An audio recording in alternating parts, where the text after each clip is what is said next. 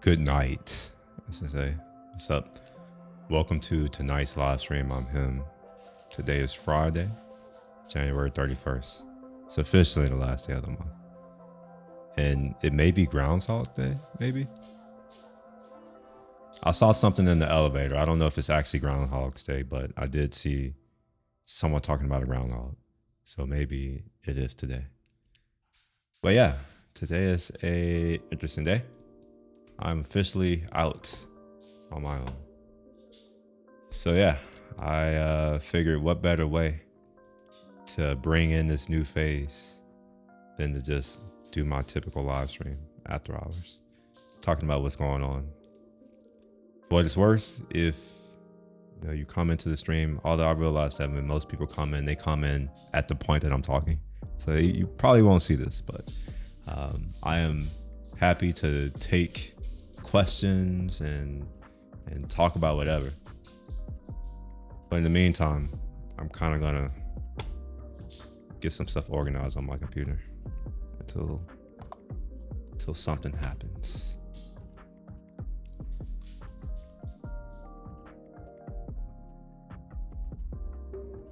Oh, well, first off, let's talk about a car. Let's talk about consumerism. The new Model Y. I think it was announced a few days ago, if I'm not mistaken. Overall, I think that this is a very good facelift. It almost looks decent. It's not as fugly as it used to be, especially in the front. So some of the things that I like about this are the design elements. I like this DRL at the top right here. I think it's kind of cool. And I like the angles, how it's more, what's the word? It just seems more aggressive, more angular. It seems more just like sculpted. I think it's the right word I'm looking for. It's not as egg-shaped as it used to be. I also like the color. From my understanding, they didn't change anything that I would really care about, like the battery. I was hoping that it would get the updated batteries from the Cybertruck. I don't know if that happened. And I was also hoping that it would get new motors, like a new motor system. I don't think that happened either. I would like a tri-motor version of this in a performance, because the current performance that I have, it's not that performant. It's fast in a straight line to about 70. But then as soon as you want to turn or brake or you go over a bump, it just falls apart. I would go so far as to call it trash, literally. If you're just going, speed limit, 40, 30, it's fine. But if you try to do anything remotely approaching performance driving, it falls apart. So yeah, they're saying it's been redesigned from front to end. I don't know if I agree with all of that just by looking at it, but overall, it looks a little bit better. The back, it looks a little bit less like a dog taking a shit, like dog in the middle of a shit. But it's still a little Pontiac Aztec like in the back. That said, compared to the current generation Model Y, it's an improvement. It's better, right? It's in the right direction, even if it's still ugly for the most. It's still better, it's getting to where it needs to be. I'll look at that. Explore reduced pricing. Now, why would Tesla reduce the price if everybody were interested in one of these cars? To be honest, I don't think I'm going to continue with a Tesla. I mean, maybe I will. It's just like as a daily, but honestly, it's not a very fun car. It doesn't resonate with me. It doesn't make me feel anything. And, I understand that to a lot of people, cars are simply a mode of transportation. Essentially, it's an appliance that gets you from point A to point B. But for others, And this could be because I'm from Houston, which is we have a huge car culture here, a car scene as well. Maybe this is why I'm more into cars than the average person. To me, it's not just a transportation appliance. It's something that it's not only freedom, but it's almost like it's something about you. It's your personality, and it's an extension of you. I'm like this with all machines. At the end of the day, machines are what men use to like have leverage on the world. And honestly, I mean, I look at machines as an extension of us. Right? They allow us to do all these things, and I attach that same type of mindset to my vehicle. When I'm driving my vehicle, in my opinion, I should be one with the machine. Right? Like I should know exactly what's going on, like all of the inputs to communicate what they're doing to me through my senses, through sight, touch, sound, even scent. I do understand not everybody has the type of relationship with their machines, whether that be a car or a computer, or in my case, I have these cameras and like all these things. To me, like I have an actual attachment to them because they enable me to do things. And I love having the capability to do things. Anyway, I'm going all philosophical. I can't even talk right now. I'm thirsty. I have this hot tea right here. I'm drinking Tea Guan Yin. I think it's what it's called. Tea Guan Yin, maybe. It's roasted. It's like a medium roast. Hold on, let me see. Tea Guan Yin. See what tea this is. It's this, I think. Except mine doesn't look this color. Mine is like almost black. It's like chocolate almost. Let's see, roasted. Yeah, it looks, wait. It looks kind of like that, but not really. Here, oh, this is what it looks like. Looks like this. Oh, they look like raisins. How about that? That's what's in my cup right now. It's that type of tea.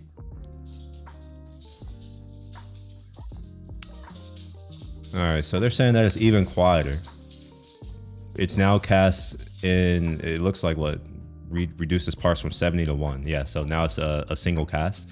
So it seems to be using that gigacast technology that the Cybertruck uses.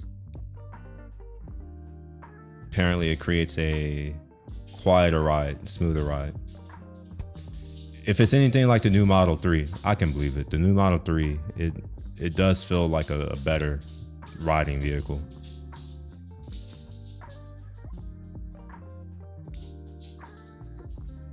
All right, this look the same, more efficient.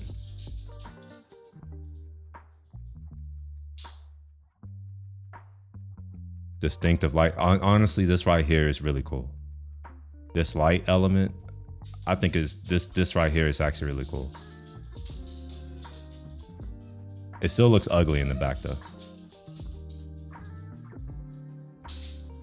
Hold on, I got it. I'll be right back.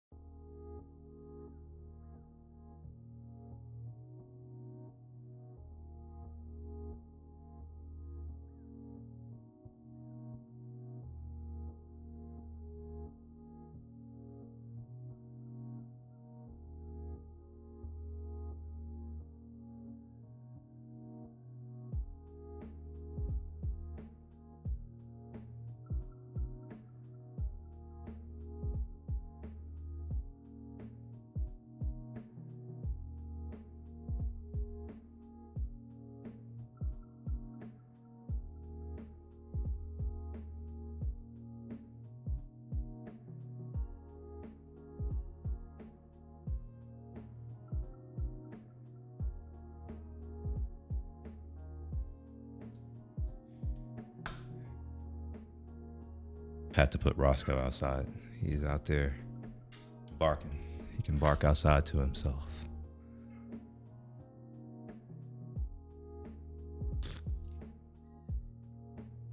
Man, that tastes good.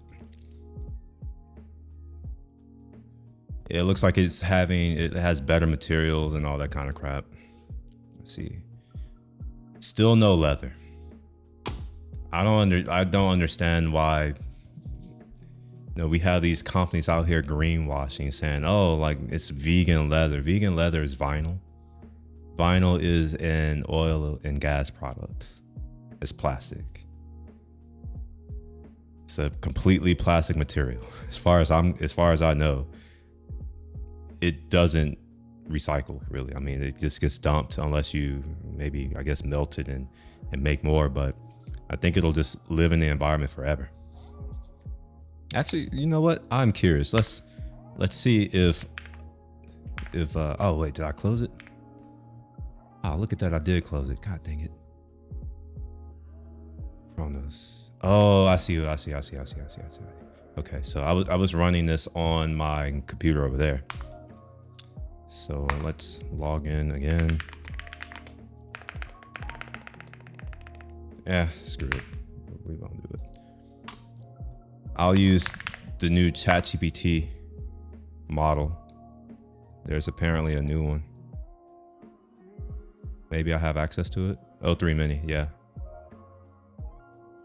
Fast at advanced reasoning. I don't know if I need that. I'll just use Faro.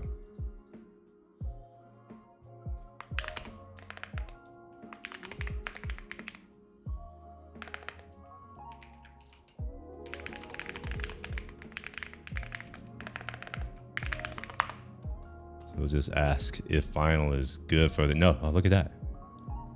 It's polyvinyl chloride, or PVC, is not good for the environment. Here's why. It's non-biodegradable. Vinyl takes hundreds of years to decompose, contributing to the long-term plastic pollution. It's got a toxic production process, which releases harmful chemicals like dioxins, which are persistent and environmental pollutants. It's difficult to recycle, unlike other plastics. So yeah, I was right about the recycle part. Release of harmful emissions when burned. It releases toxic chlorine, glass, and dioxins, which are harmful to human health and the environment and other animals. Humans, we do share the earth with other things. It's harmful to them too. Uses fossil fuels. Yeah, right. All right, cool. So is vegan leather really just vinyl?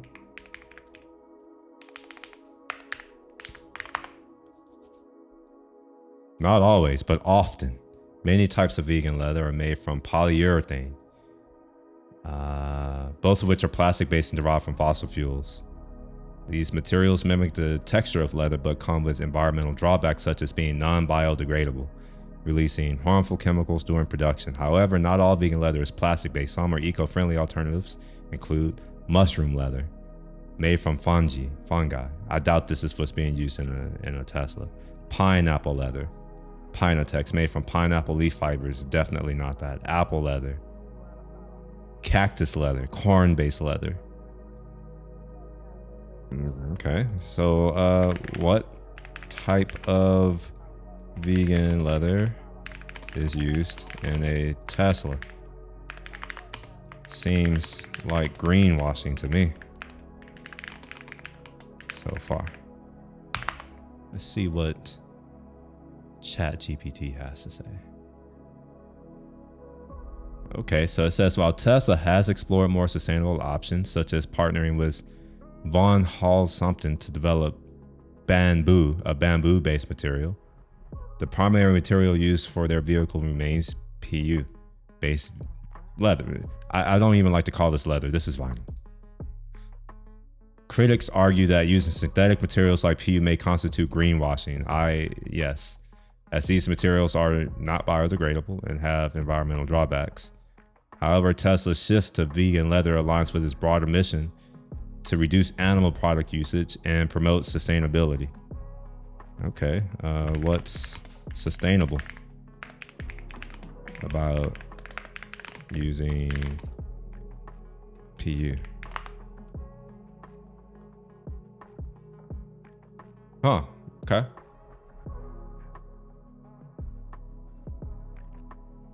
So we don't want to use animal products, but we are okay with producing products that will literally kill animals and humans. We are animals, you know, but you know, some people need to be reminded. So yeah, new Tesla Model Y. I'm not gonna get it, and I thought about getting it, but there's one thing that was just like, it's a complete deal breaker. For one, I already hate doing everything on the touchscreen. I hate the Tesla infotainment. It is trash. It's beyond trash. Everything is tiny. I can't see shit. I don't know where anything is. If I want to do anything, I have to dive through menus. I hate it. They've now gone ahead and taken away the drive selector stock. So now if you want to drive, you have to touch the dumb screen, which I've already had my screen turn off and not work several times since I've had the car, and I've only have like 7,000 miles on it right now. So yeah, all of this minimalism has made it to where their revenue is also going to be minimized, because I will not be purchasing one.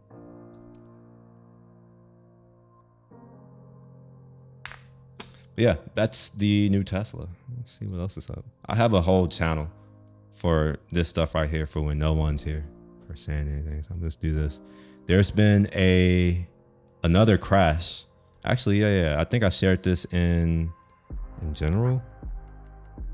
Let's see. Or did I?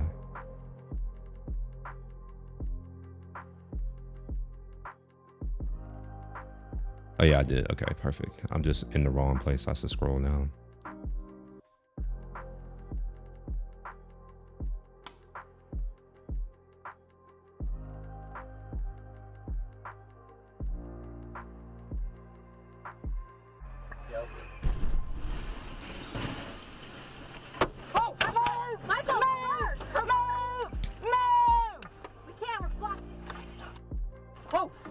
I'm calling 911.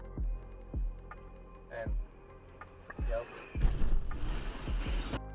You know, it's not great timing. No, we just had this other plane incident yesterday, and I have a video on that I want to watch. That I haven't watched yet, so I actually want to watch it. And you know, to have something like this happen a day after the last one, not a good look.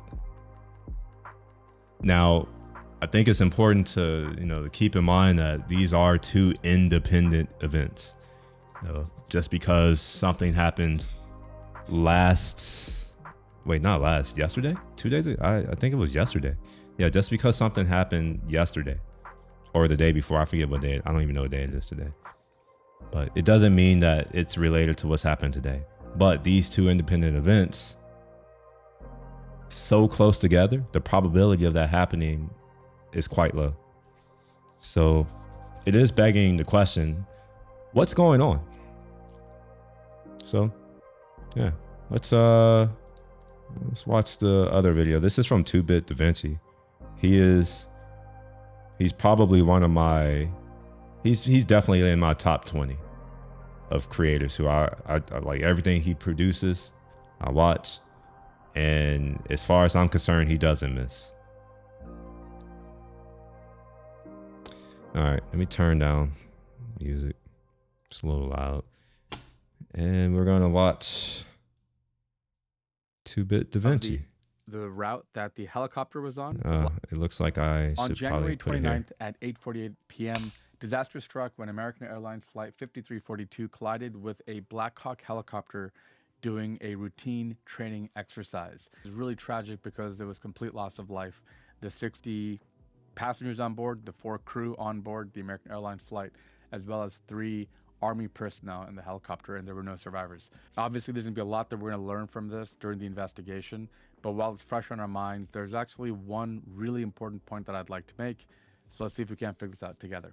I'm Ricky, and this is 2-Bit Da Vinci.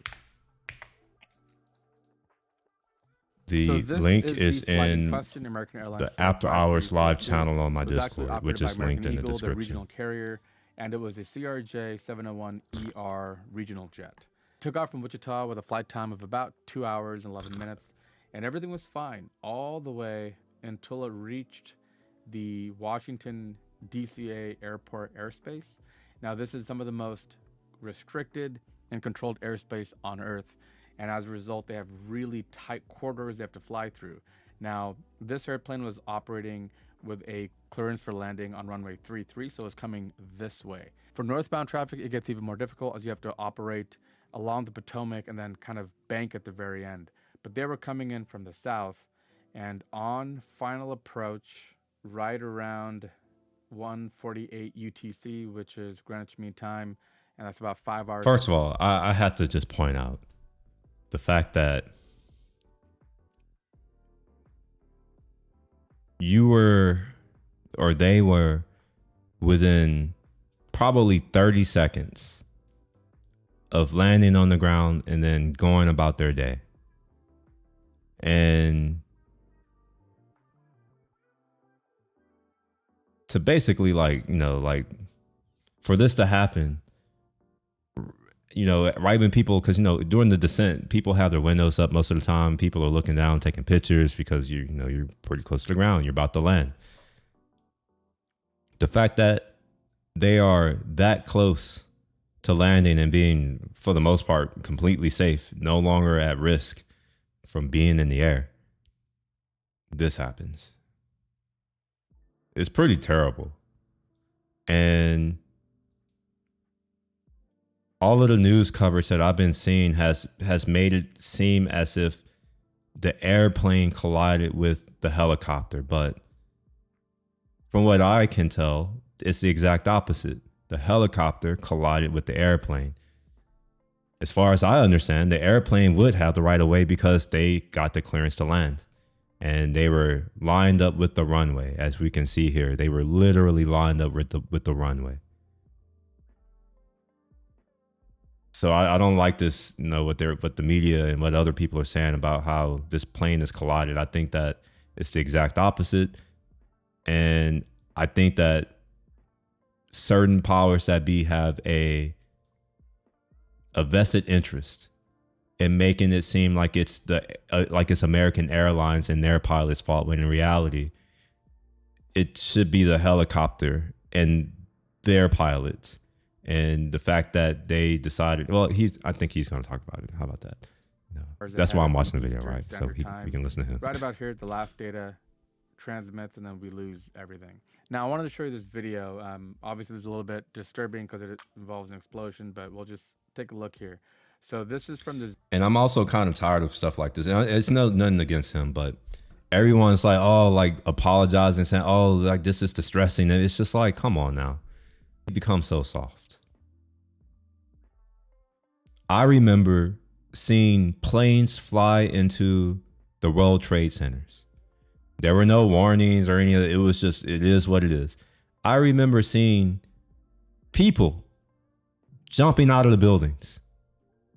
Of course, you can't find it now because, you know, America's so soft. Like everything that's remotely close to approaching reality, that has to get censored because for whatever reason, the modern American mind just can't handle that.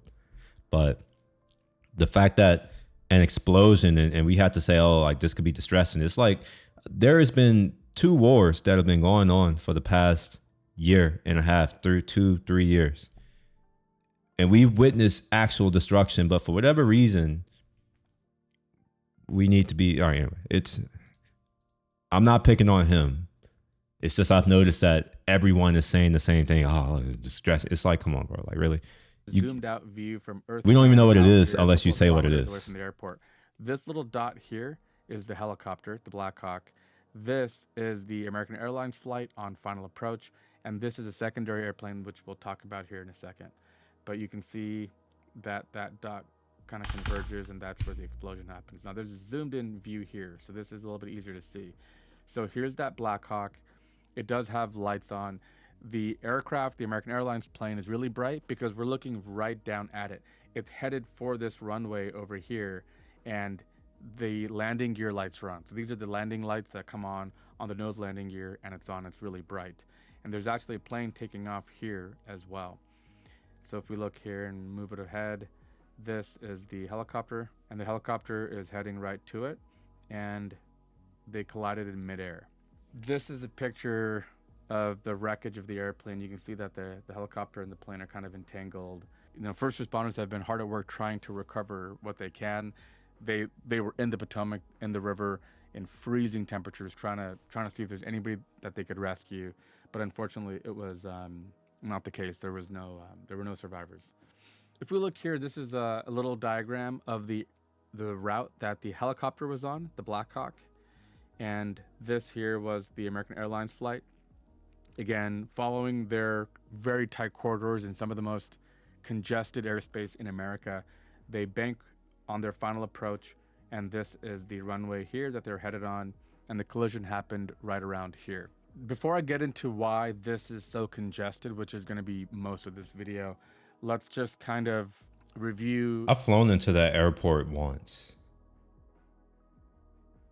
And one of the things that was striking to me is that land, like when you're on your descent, you see all of the national monuments. The thing that I remember seeing as we were the thing that I remember when I was descending is I saw the whatever that tall, I don't know what it is, the tall monument. Is that the national monument? Forgive me for not knowing. But that was one of the more striking things. Is that it's like, wow. What else we know? This is looking at the minutes before the crash, and this is playing, you know, not exactly real time, but you can see that these are the different inbound flights that are coming in, and you can just see there's flights taking off, there's flights coming in, and that's when the crash happened over here, and you can see that every plane is being diverted now. All these planes have been told to go to other airports, and you can kind of see that the airport has been shut down and nothing else happened after that. Again, 1:48 UTC is 8:48 Eastern Standard Time, which is when this happened. This crash didn't happen on the runways. It didn't actually affect the airport, right? But ATC, air traffic control, and the operators of all these airports are trained to immediately divert traffic because we just don't know what happened. It could have been, you know, excessive bird activity and a bird strike. It could have been a mid-air collision, as this was, right? Lightning strikes. So we don't know what it is. So the best thing to do is divert all traffic until we have some sense of we're okay to restore flight operations. Now, there are some weird questions that people are going to get into. This video, I want to focus on something different that I'm going to get to here in a minute, but I will touch on some of the questions that remain. One of them is that the corridor that the Black Hawk was operating in has really tight restrictions on the mean sea level that they can fly at, like the ceiling of operations, and it's normally around 200 feet. And the reason is because we have air traffic potential. What's kind of crazy is I actually know what MSL is because of my drone license stuff. It's, you have to do this, like, it's not everything a pilot has to do, a real pilot, but you still have to do a lot of the stuff pilots have to know, or you have to know a lot of the stuff pilots know, or some of the stuff. Coming, taking off, and landing above and below that. And this particular Black Hawk report said we're flying closer to 300 to 350 feet, which would have put it on a collision course. That could have potentially been a false reading in the instruments with the altimeter. We just don't know. But the way to look at this is, first, you have to kind of look at that right there. This is the monument I remember seeing when I was flying in. It stands out too. Also, I think this is the Jefferson Memorial, I think. Oh no, this is the Lincoln Memorial. I also remember seeing the Jefferson Memorial somewhere when I was landing there. Environment, right? There's the machinery, there's the machines, and then there's the people. Here, in terms of environment, the weather was good. Winds were around 15 or 20 knots, which is not a problem for either the helicopter or the aircraft. And so the weather wasn't really an issue. The machine. I saw the hotel I stayed at. I would pull up pictures, but yeah, I'm not gonna pull up those pictures. But that building that I saw, I was right next to that building. Hey, Mom, how you doing? Machines didn't appear to have any issues. There were no maydays or any other warnings issued by any airplanes in the vicinity at the time. And as you saw, the American Airlines flight was on final. It was on glide slope. It was coming in. It was holding a steady course. And seemingly the helicopter seemed to have collided with it. Now, obviously, the black box hasn't been recovered just yet as the time of this recording, which is January 30th. Luckily, the part of the Potomac where this all happened is pretty shallow, so they're going to be able to get in there and look at that. But preliminarily, what we do know was that there was some air traffic control communication. They told the Black Hawk, "Do you see the aircraft that's in your pattern?" And the Black Hawk pilot responded, "Yeah, we got them." But if you I wonder if they saw the other plane and they just didn't think, it could have been a miscommunication. One thing I don't like, I'm all right, I'm jobless, so the best you could do is jobless, I guess. One of the things that I saw that I didn't like is that our president immediately went to DEI and all these things. I'm just like, I don't think throwing the air traffic control under the bus is the right move. Because from all indications, it's not ATC's fault here. Sure, there might be issues with all that kind of crap there. I'm not, whatever. But this wasn't because of that. And as far as I understand, they are also having more flights there, but they didn't increase the budget for ATC. So, they are also running on more of a lean team. I wonder if he's going to talk about there's another plane. They might have been referring to this other aircraft. Right. Oh yeah, he's saying it right. So, this plane. That's why I'm like, yeah, maybe they saw a plane, and just because there happened to be two planes in the area around the same time, maybe the pilot thought, "Oh, I see the plane," and that's true. He did see the plane. It's just that he may not have saw the right plane. They might have missed what was right in front of them, especially because while that looks really bright to us, that's because we're looking right at the landing gear lights. It wouldn't be quite as bright from the pilot, and they might have been. I thought all military aircraft have black boxes, even if they were older. When they retrofitted.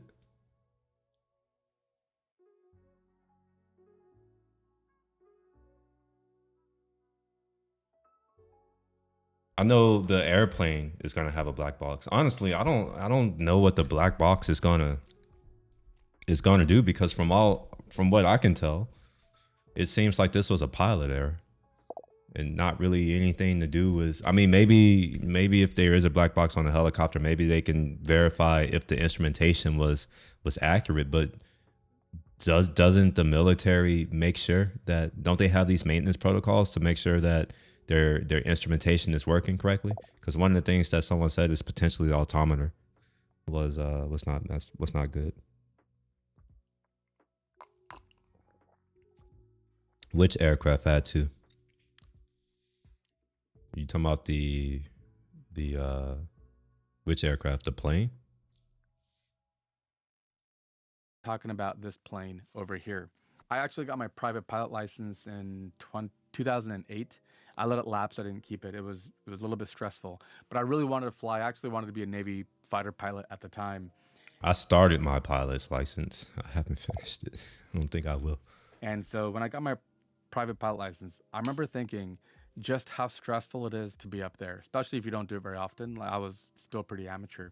Probably had about 50 or 60 flight hours. But when I was up there was so much to go through, right? Between communications with ATC, all your flaps and landing gear settings and everything else, making sure your configurations are clean, and then flying the airplane and keeping visual flight rules. So the Black Hawk was flying in visual flight rules, which means that they were responsible for visually making connections to what was going on and not just flying by the instrument, which is what you do normally at higher elevations and everything else. So yeah, that's what I was under the impression of. They were on the VFR, right? So that's what I'm saying. I think it's more likely pilot error than anything. So the fact that, the president is talking about, oh, no, this is ATC and DEI. I'm like, yeah, like, nah, I don't think that applies here. Maybe in other situations, but definitely not in this situation. They were wearing night goggles, which distort vision when they're close to public well or on the ground. I didn't know that you can wear night goggles unless they're using those new ones. I know that they're the new ones that may not get damaged when there's a lot of light, but isn't there a lot of light over there? 'Cause I remember when I was in DC, it was bright. I mean, yeah, I mean, obviously it gets dark, but it wasn't that dark.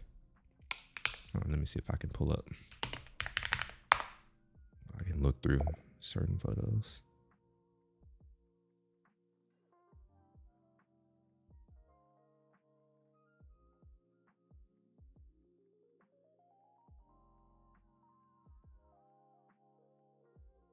Oh, Roscoe's been put outside because he kept wanting to bark and stuff. He thought somebody was at the door. I'm like, I'm talking. And he's like, oh, I'm like, all right, go outside then. And now he's trying to claw back in. It's not gonna work. Oh my gosh, it's so slow. And scroll up in here. Oh, and it's not even looking at all photographs. No wonder. All right, well, let's see. I think I have a photo at night of that area just to kind of show that it's pretty bright. Maybe I don't. I'm looking.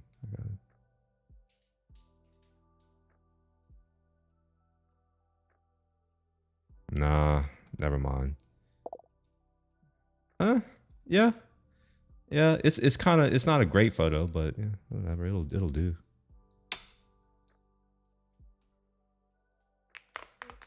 I think this is too bright for night vision, right? It's too bright for night vision.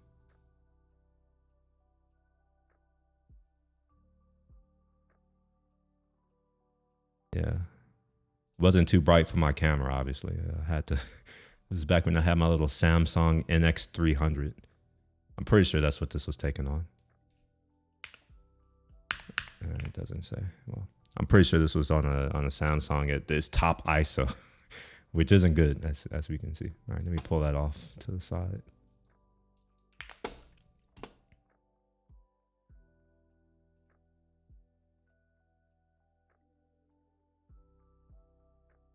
Oh, he's just bored. He's not rowdy. He's just bored. All he wants to do is play. I'm like, I'm not about to throw the ball. When you're flying, one of the first things they tell you, one of the scariest things is a mid-air collision. Because you can try this experiment at home. Take something far away and look at it like an arm's reach away, right? You'll see that if you take it now and put it at half the distance from arm's reach, it barely seems any bigger. It's very imperceptible. And then if you take it in half again, all of a sudden the final little bit is when it becomes really big, right? It's just the angle that which you're looking at. So if you see an airplane at 5 knots or so, it looks like this little blip in the sky. All of a sudden now it's at 2.5 knots. It's come halfway the distance between you and it. It's imperceptible almost. It doesn't look that much bigger. And then all of a sudden when it gets really close, it just becomes You don't even have to do that experiment. You can just drive. Just drive on the road. You see it if you are on a 2-lane high street, you know, where you have one person going this way, another person going that way. It's the same thing. I notice it, but I guess that's because I ride my motorcycle a lot, so I have no choice but to pay 100% attention to what's going on in my surroundings. But yeah, it's just how depth perception works, especially when you don't have anything to relate the size of the object to. So if you're looking at something and there's nothing around it, it's hard for you to establish how large it is, how close it is, how fast it's moving, all kinds of things. I find that when you have other things around, then you can get a better sense of that. But again, the farther it is, the harder it is to see, as he's saying. So, I mean, it's 100% the truth. And you add to the fact that it's dark, and they're in a helicopter is like, you know, yeah. Massive all at once, right? That is one of the real hard perceptionary things that make it difficult to fly, especially in VFR flight rules. It's tricky. That could have been a mistake or something that happened. Again, we'll know more, but we do know that the air traffic control was aware of this kind of collision course, told the pilot about it. The pilot confirmed, yeah, the aircraft is in sight. And then by the time any further communications happened, it was too late. So we'll know more though when the black box data is recovered. I wanted to make this video because what normally happens is there's a lot of interest in things like this when it happens. But the NTSB, who's now on the scene, they let the first responders tap. Yeah, it did. You weren't here when I talked about that, but yeah, yeah. There's not much information about it right now. It's just a bunch of stuff on Twitter. But if you want to see that, you can scroll back to I don't know. I don't know when I talked about it, but it was closer to the beginning, but not really the beginning, somewhere in the middle. So maybe like 20 minutes ago, maybe 10 minutes ago. Tackle potential for saving lives first. Did I? I didn't. Okay, never mind. I was going to say maybe I'll put a link. I didn't. I'll throw the link in here. On what happened and what we could do to mitigate this, right? But the reality is, I used to actually work on this mishap response team for the Navy back. I think the last one I did was in 2011. There was a F-18 crash in El Centro. So I remember kind of the adrenaline and the rush of getting there and looking at what happened and trying to piece. The point I was making when I was talking about it is that these are independent events. People like to try to connect dots. I don't think there are any dots to connect here. Yeah, they're independent events. Yes, it's unlikely that 2 airplane crashes will happen, but it's still within probability of it happening. Now, if this happens again in the next few days, all right, well, yeah, I'll start to wonder something, right? Because, all right, now there's a pattern. Now, that doesn't mean that there's any correlation, but at that point, it's worth looking deeper into. Things together, but then it was like 5 or 6 months until we had our report, and by then people barely even remembered what happened, and that's going to happen here as well. So while this is fresh on everyone's mind, I wanted to bring something to your attention. Check out this post here on X. I just saw this, and I've had actually the same exact reaction. Kyle Sawelski says, I took this video 6 days ago leaving Reagan International Airport and thought it was kind of crazy seeing all these choppers right next to us. I wonder if it was something like this that caused the collision tonight. This looks kind of creepy because look at these houses just here. Like, man, I don't know why, but I would never want to have a house that close to an airport, especially an international airport. No way. No way would I want a house that close. Now, I love looking at planes and all that kind of crap, but nah. I already feel a little weird because I live in the middle of a flight path. I live in a landing zone, essentially. So I see airplanes flying across and overhead every single day, several times a day. I see dozens of planes a day. And it's sometimes I'm wondering, I'm like, man, like, if they're just a couple 100 feet lower, it's my building that they're running into. I've actually flown into Reagan and to the DC area in general, probably 20 or 25 times. I used to work out of a place called Patuxent River, Maryland. Here, this is the flight test center for the Navy. So I used to fly in and out of this airport quite a lot, and I had the same reaction that Kyle from X had. Every time I've flown to DCA, it was 2 things at the same time. One, it was amazing. There was never an airport I've ever seen where you'll see, I remember seeing V-22s one time, or helicopters, military planes, and you're just flying in the middle of it. It feels like you're on safari of exotic, cool aircraft. It's cool. But then I have that same thought. It's like, man, this is kind of insane. There's a lot of activity happening. Civilian airliners use what's called VHF, which is very high frequency for communications. Military normally uses UFF, which is ultra high frequency for communications. And so there's this orchestrated dance of air traffic controllers who have to keep all of these different things in mind and keep everybody safe. I want to just show you how close this is to everything. Here is the White House. Okay, this is the White House right here.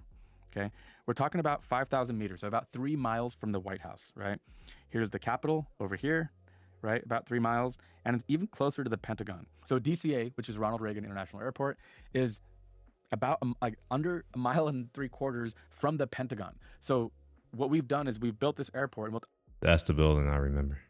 Oh wait, no, I'm sorry. Right there. That's the building. I remember going over there. I'll tell you why they built this here in a minute. We built this airport in the heart of the American military government apparatus. At the very heart of it, this is where we have civilian flights flying in and out of. About 12 million passengers a year fly through DCA. And to me, that is kind of insane. I actually fly United. So the United hub is Washington Dulles International Airport over here, about 25 miles away from DC. I bring this up because I was actually I've flown into Dulles as well. I remember the first time I went there, I thought it was in DC, and they're like, no, it's far. I was like, oh, okay. But yeah, I've done both, DCA as well as Dulles. Went to Pax River, Maryland in December of 2024, just a month and a half ago, to my old Navy boss's retirement party. And I flew into Dulles. I made the huge mistake of landing at 6 p.m. And it took me an hour and 10 minutes to travel 12 miles. This gets to the reason why people... I was also told that, yeah, the traffic situation is insane. Yeah, one of the things that I remembered about DC and that's really striking is the architecture. I liked it. It was pretty cool. But the National Mall was dirty. How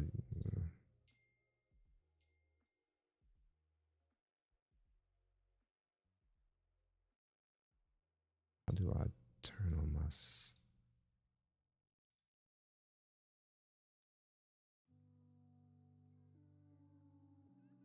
For flying into DCA. It is very centrally located. You can imagine all the dignitaries, government employees, contractors, military personnel. If you were going to pick to fly in, you'd want to fly to DCA because it's so conveniently located. Also, one little story that I heard was that the crew of the Black Hawk was a crew of 3.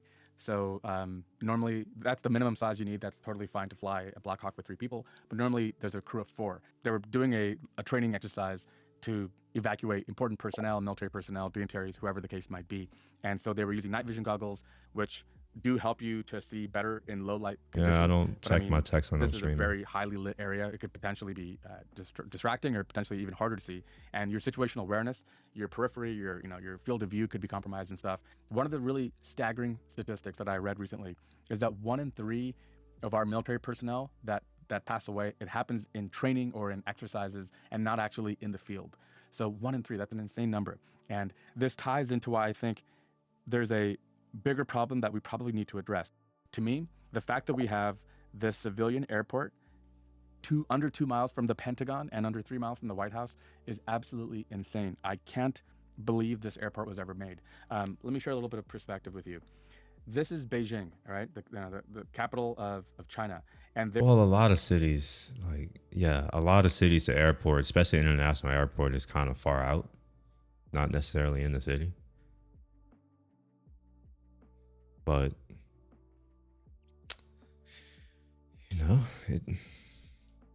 they did it differently. I've been to a lot of airports, and some of the airports are in the city, like in the city. But yeah, it is what it is. They have 2 airports actually, but they're about on average 20-25 miles from the heart of the capital, right? And I don't know why I picked Beijing and Russia. This is the Russian airport, but similarly, about 30 kilometers away. So this is their airport, and this is the heart of Moscow in Russia, 30 miles apart, right?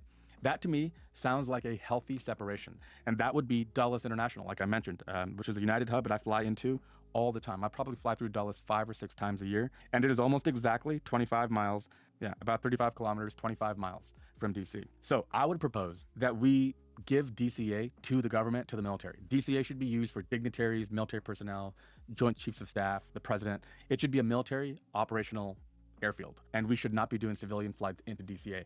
This helps everyone involved. First of all, I can get behind that. I can actually get behind that. But I thought they already had an airfield. I thought they already had all that stuff around there. But yeah, it should probably be just for that, to reduce the likelihood that civilian aircrafts would ever run into a military or government type operation. Terrorist attacks and stuff. After 9/11, they really tightened the air corridors into DCA, so you don't just fly over stuff. You have to fly along the Potomac, and you have all these really strict flight rules. But we're still flying miles from the heart of the American government, right? So this would be advantageous for the military because obviously you can operate, you could do training exercises, or you can fly people in and out and not contend with constant civilian traffic. Civilian traffic is constant, right? These planes are coming in every 5 minutes, whereas military traffic is much lower, and it's also really high priority. So when they need that airspace, they'd have it. It also helps us because we wouldn't have such close restrictions. Like civilians flying into DC wouldn't have this problem. But the major pain is traffic. The reason why people fly into DCA is because this beltway, the 495 that runs all the way along here, along DC, and all these arteries. I thought they built a train or something. Didn't they build a train to go from wherever, from Dulles? I actually don't know. I've never gone from Dulles into the capital. I've only done DCA, but I know that I was taking the subway to get to a lot of places, so I'd imagine that maybe the subway goes to Dulles. So it definitely went to Arlington. I definitely did that. I remember hopping on the thing and we went to Arlington. And I was like, oh, I didn't know it goes above ground. Because the entire time it was all underground, and then going out to Arlington, it's overground. It was really beautiful too. Are some of the worst traffic I've ever seen. I live in San Diego. I live near LA. I drive through LA all the time. I'll tell you, this is probably as bad as traffic in America gets. It's really, really bad. And that's why if you flew to Dulles, you'd have a huge time. So here's my solution to that. We have a boring tunnel underground that connects Dulles to DC. And if you want to make it even easier, we can keep DCA's airport infrastructure for parking, for car rentals, and the terminals and the kiosks and stuff. But when you check into your flight, or you're ready to go, you go through security, you go underground, and you take a bullet train going 100 miles an hour, get you over to Dulles and out of Dulles. Now, I've thought about this a lot because, like I mentioned before, I can't believe DCA was approved and operational. By the way, this is why I like this guy. He's an engineer, so like he actually thinks and has actually good solutions to things, because engineers tend to think, which is why I love this dude. He's really good. It's hard to imagine that just from a national security perspective, from like air management, that it just seems like a tough pill to swallow. So I've kind of pulled this up and thought about this a little bit. Here's a list of the busiest airports in America. Okay, number 1, Hartsfield-Jackson, Atlanta, the massive Delta Airlines hub. Right, you have LA is number 2, LAX, okay, Dallas-Fort Worth. All the way down here is DCA, right? Ronald Reagan, the airport in question. And it carries about 12 million passengers a year. Interestingly, San Diego, which is a single runway airport. San Diego is the busiest single. San Diego has one of the coolest landings into the airport I've ever experienced in my life. I've gone there like 4 or 5 times. And every time it's just as impressive. It's also kind of scary. Let me see if I can find that. Let's see. We'll go to YouTube. Maybe we can search it here. San Diego landing.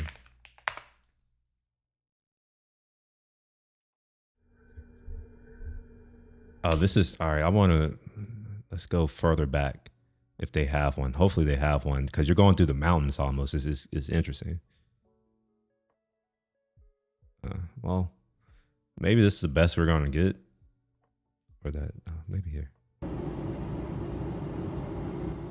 Yeah, so you see the mountains, and then they're going to get pretty close to them. I think they're going to get, right here.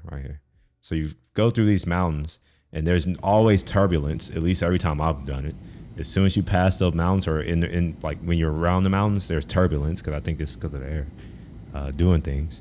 And then you fly over a bunch of residential stuff, and then you go downtown.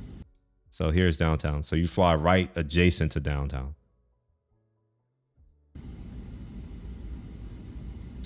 Oh, I just realized that this is an HDR. Y'all can't see this. It looks perfect to me. Let me turn off HDR so that it... Oh, wait, no, I can't turn off HDR.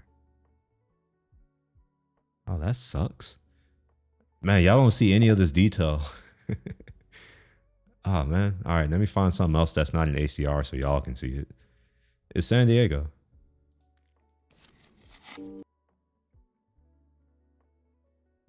I may even have video of it myself. I'm not going to find it, though. All right, so yeah, hopefully y'all can see this. All right, so you fly right adjacent to downtown. That's the bridge over there. In fact, that's the hotel I would normally stay at right there. So you fly through downtown, and immediately after you pass downtown, you're touching down. It's right next to downtown. And obviously, because it's San Diego, the runway ends in the Pacific Ocean. So it's like when you're landing, if you're looking kind of straight or as straight as you can, it looks like you're going to run off into the ocean. You're like, man, I hope this plane actually stops. See, like that, right? It's one of the most spectacular entrances into a city that I've experienced. I've been to a lot of cities too, so it's not even like I haven't been anywhere. It's really cool. Now let's see if we can find one that's from the cockpit. Yeah, here we go.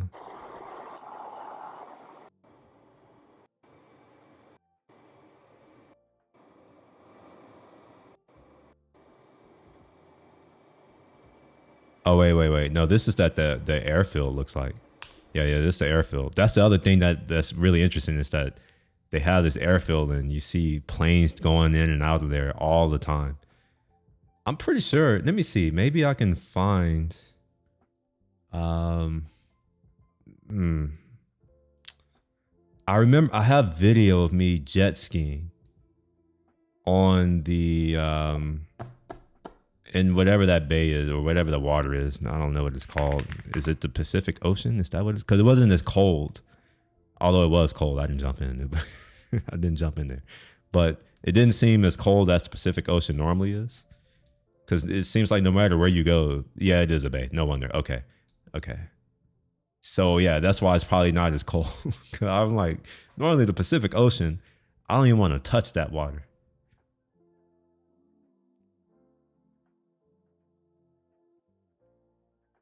See if we can find the airport here.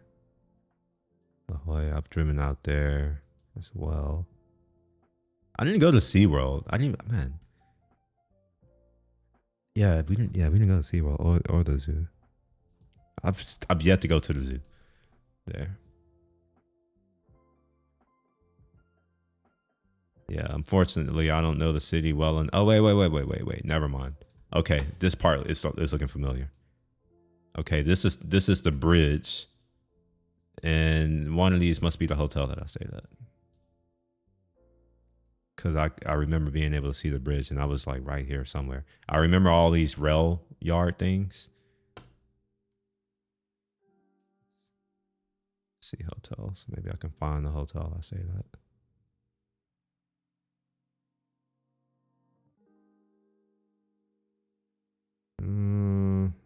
Is this one it? I don't know if this one's it. Oh yeah, this is it. Yeah. This is it. I had a really dope corner room. Runway airport, I think in the world, it carries around the same 12 million people. And Dulles is even less than San Diego at 12,073,000 people.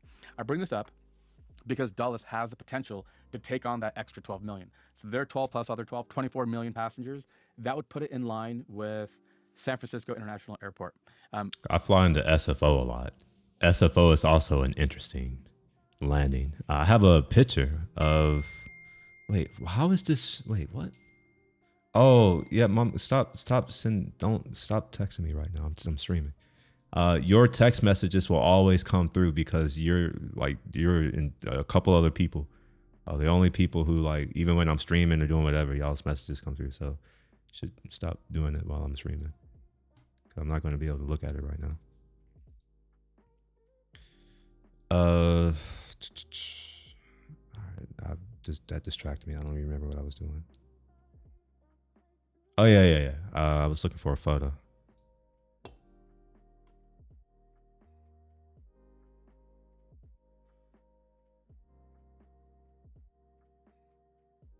All right. I have a photo of what is, all right. So this is a plane landing into SFO.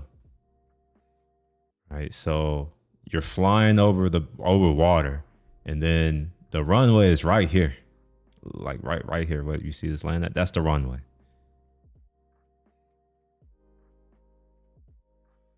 Also, when you're flying out, I don't know if I have any photos of that. I'm pretty sure I don't. When you're flying out, you fly out right over the water essentially, and then you have to fly over mountains, and then you're over the Pacific Ocean.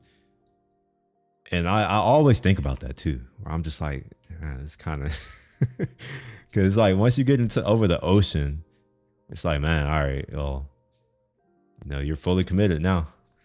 Because whatever happens, if you fall into the Pacific, I don't know about other people, but I'm dying immediately. I'm not trying to live in the Pacific, that cold water. It's too cold. It's deep. It's probably got sharks and other animals that I want to see. I have other photos of the landing into that airport, and maybe even videos as well.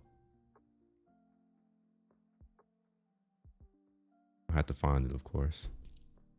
I think what I'm going to do is put some SSDs in my NAS for certain types of things, because it slows down things, and I don't like slow stuff. It's too slow. I'm scrolling through my images right now to see if I can find. Oh wait, this was recently. I can just go to 2024 October. I think this is October when I did these. Yes. It's October. Okay, perfect. I also have video too, but I don't know if I have video in Lightroom. I don't know where the video would be. Okay, here we go. Yeah. All right. This is, hopefully it's in focus because it's so far away. But wait, what? Okay. This is a completely different image, but hey, whatever. You can see here that it's just water. And then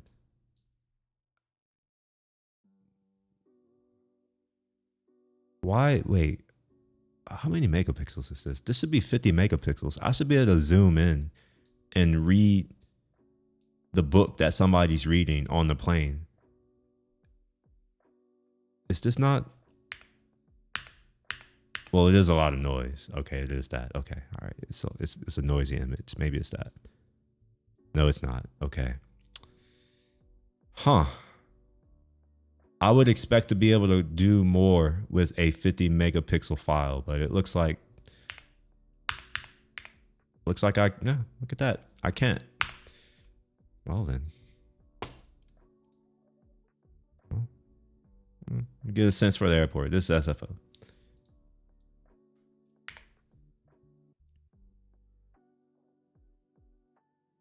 And I think I also have where a plane. No, I don't. Okay, never mind.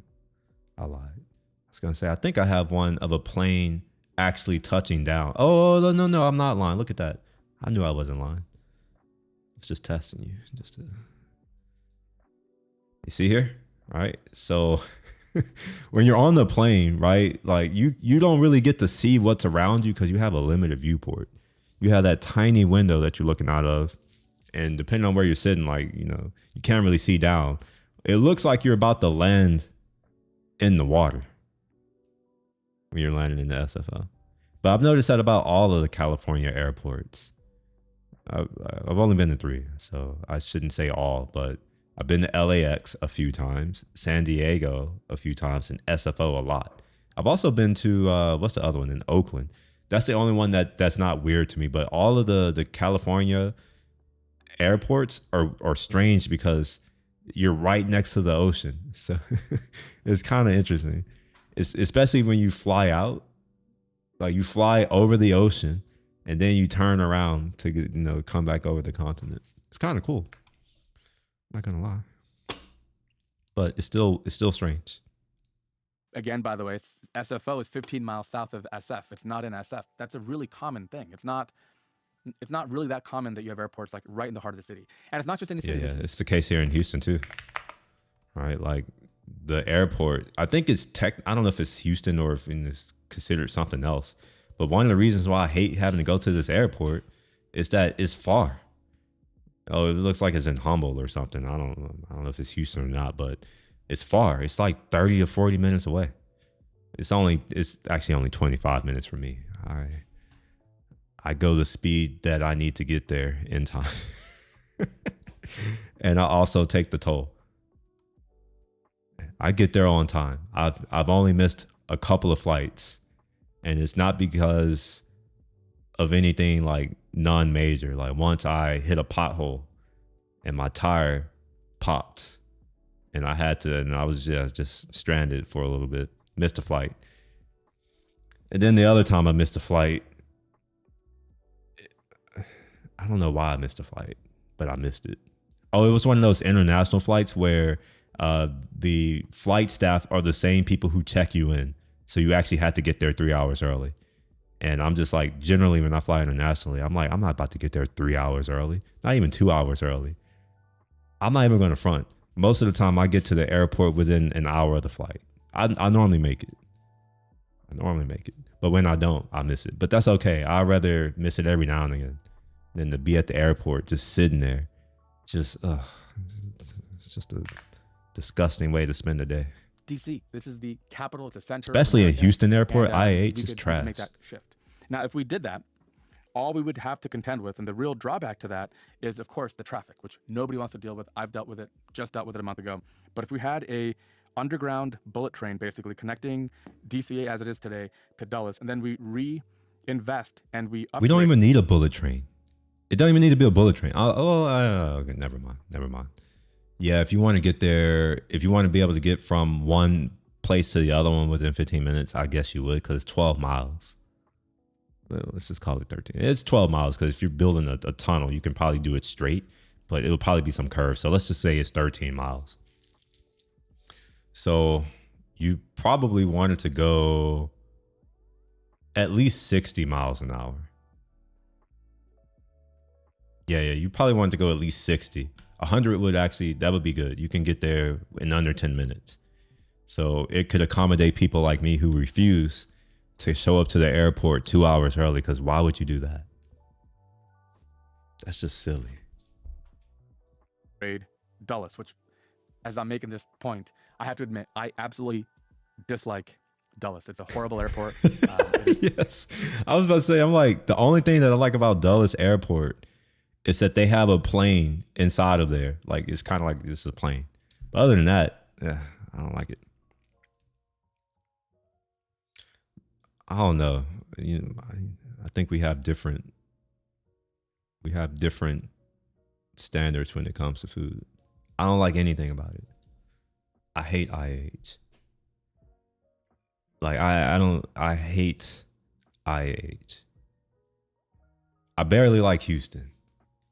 The only reason I like Houston is because food is good and I'm from here. But other than that, like if I wasn't from here and I was from a better place, I don't even know if I would like Houston. But it's whatever. Is old. There's really bad infrastructure. Like when you check in here up here, you have these old diesel big trucks that take you to your gate, which is insane. Any modern airport would have like a monorail or some sort of automated rail system, and you don't have to burn fossil fuels. It's crazy. But yeah, it's these loud, obnoxious things. You're contending with cross traffic and everything else. It's a huge mess. But what better reason to actually upgrade this? Also, I don't even stay at the lounges in the airport in Houston. Generally in Houston, because I'm in Houston, it's my home. I'm getting to the airport at the last minute.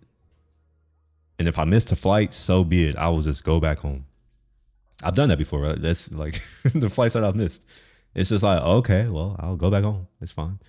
So yeah, I don't try to stay in the lounge. Now I have gotten to the airport, generally within my hour before the flight comes, and then the flight's delayed, and I get pissed off because the delay notification comes after I get to the airport and security. I'm just like, had I got the thing 30 minutes ago, I would have just stayed at home. So it's only then when I will go to the lounge. I normally go to the Centurion Lounge because I can go to that one.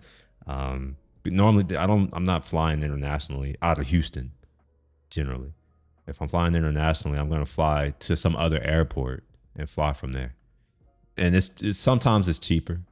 Other times it's not really. But generally when you have a connecting flight, you don't have to do as much as if I'm flying like who is that, the airline that I won't do again. It's not Emirati. It's not them. It's the other one. Qatar. Yeah, Qatar. They wouldn't let me board the flight. So I actually ended up losing my money. And well, they would let me board the flight, but they're like, you have to check in your backpack. I'm just like, I'm like, what kind of sense does that make? They're like, it's over the weight limit. So I'm like, okay. They say you could take out your valuables. And I'm like, the valuables are the reason why the backpack is heavy. So I'm like, if I take it out, you're saying that I can't have it in my backpack, but I can just take it all out. It weighs the same. They're like, you can do that. I'm just like, y'all are retarded. So I'm like, no. I just went back home. Why Dulles is a good option for this is they have over 2 mile long runways, and they have 2 of them here, and then a third one over here for shorter planes. So like that Bombardier regional jet would have maybe even be able to fit in this one. But you have room for the bigger aircraft. You know, A380s can land here, for example, and it's well poised in terms of land. And because of all these runways, like I mentioned, they have the same amount of yearly passengers as San Diego, a 1 runway airport. So they potentially have the capacity to increase this to that level. So if we did that, you know what would suck though, if this plan were to go through, and it's not that it would suck for flying. I mean, obviously you have to do it's going to take longer, but the main issue is all of those people who live in that area, they're going to get an insane increase in flights over their houses. I don't think they would be happy about that, because from what I can tell, when I was in that area, is very wealthy. I went to Reston. That's the reason why I went to Dulles. The only time I went to Dulles was when I got my first job and I had to go to Reston, Virginia. And one of the things that was very striking was, oh, this place seems very, very rich. That's what the sense that I got. We would move the nation's capital airport. We could rename it. Every time I say Dulles, as a United flyer, this is an airport I contend with often. I fly through Dulles all the time. Everyone thinks I'm saying Dallas, and I'm having a stroke or something. Yeah, I'm shocked actually how few flight operations they actually have. We rename it. Call it DC National Airport, or call it, whoever's Trump International. It doesn't matter. Okay, we do that, and then we have a bullet train system, and we keep DCA for the military, but we leave parking, right? So you can park your car right here in DCA, hop in the bullet train, go take off. And we have our, car rentals and all the other infrastructure in place. So you get the best of both worlds. You're right here in the city. You're right in the heart of DC without having. How expensive would that be to build though? Nowadays, with inflation, with what it is, do we even have the expertise to do stuff like this quickly anymore? I'm not saying this facetiously. I'm saying, seriously, do we even have that capability to do this at a reasonable cost in a short period of time? That's actually worrying to me, is the fact that I don't know that. I would like to think that, yes, we do, but with the deterioration of everything around me, I don't know. I don't know. And I'm not saying I don't know with doubt. It's just, I don't know. Congestion problem. As a designer, that's what I would do. In my mind, I'm not sure who's at fault or whatever. I'm not really looking at that. I look at this as a systematic problem. If we have military aircraft, we have, transport, helicopters, fixed wing, rotary, this complex web of military airplanes mixed with civilian airliners, we're praying that everything goes right. Now, ATC, air traffic control, has immense pressure to keep up with all that's happening. Then we have the pilots who need to know, hey, traffic is in sight. But which plane? Am I looking at the right plane? Did I get mistaken into thinking, yep, airplane, traffic in sight, I got it. But actually, there's a plane right here that I didn't know. We have to contend with the fact that we could potentially have a conflict and have issue with any part of this chain. And that's just a risk that we're going to keep taking. I'm honestly pretty amazed that nothing has happened in decades here. This airport, it's a testament to the incredible men and women who run ATC. That's my thought exactly, which is why I have an issue with the president immediately going to, oh, this is DEI and ATC. And I'm just like, that's a bad take. It's just a bad take. It's that simple. It's a bad take. It's never really happened as far as I know. And it just so happened to happen this time.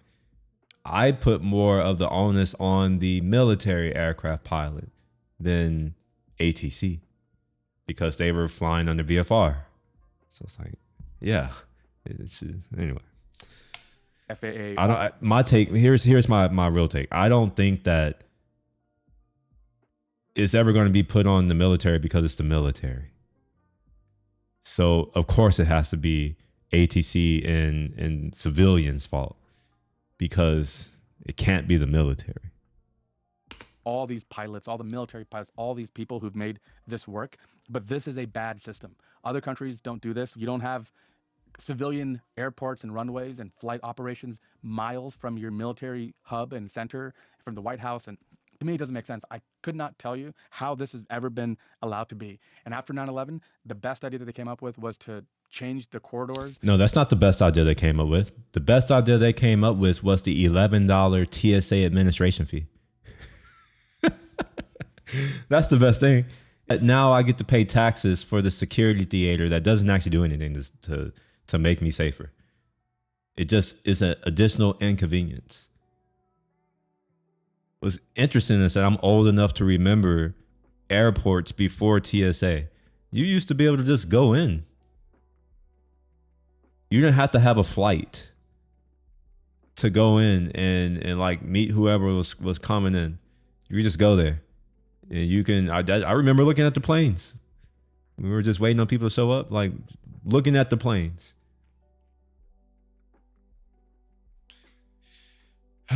What's crazy is that all of the new kids who've been born after 9/11, they've never known a world like in America that was truly free. Which is kind of scary, because if you grow up not understanding that this country is completely different from how it was just 20 years ago. Wait, what's that, 20 years ago? Oh man, more than 20 years ago. 25, man, I'm old. Yeah, over 25 years ago. People just don't know. It's kind of crazy how things have changed, and not for the better. It's only gotten worse. And taxes have only, at least my taxes have only gone up. I don't know what I'm getting for my money at this point. And to bring flights away from, it's just not enough. I think we could do this, and I think we could get started now. We could start a massive overhaul of Dulles, which is an airport that absolutely needs to be renovated, but it has the land and the runways to do it, and we could make this less likely to happen. This is air travel. One of my passions. Like I mentioned, I even have done mishap response work for the Navy. I had my private pilot license. I love airplanes more than almost anything else in engineering. It's one of my huge passions. And so I take these things very personally. When they happen, it's always a tragedy. We hearts are out, thoughts and prayers with everybody who's been affected by this. It's really tragic. And we'll know more, in terms of the fine, minute details. But I'm not even thinking about the fine, minute details when we have this massive thing hovering over us. The fact that this runway and this airport situation just does not make sense. I understand the traffic, but we can solve that, right? The engineer in me says underground bullet trains running on a track, right? Just back and forth all day. I don't know when you got here, but I was just saying how I think that Trump's take was a bad take, but he immediately went to trying to blame ATC and DEI. And I'm just like, not all of us are stupid and idiots. Only an idiot would say, oh, this is because of DEI.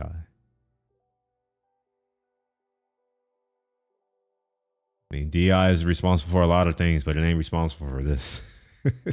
Like this, it was just a bad take. It's just like, man, I wish you would at least think about these things, because now you're putting unnecessary pressure. His press sec said it better. All right, well, let me find it. Or can you share it in the Discord in the after hours if you know it? If you have it.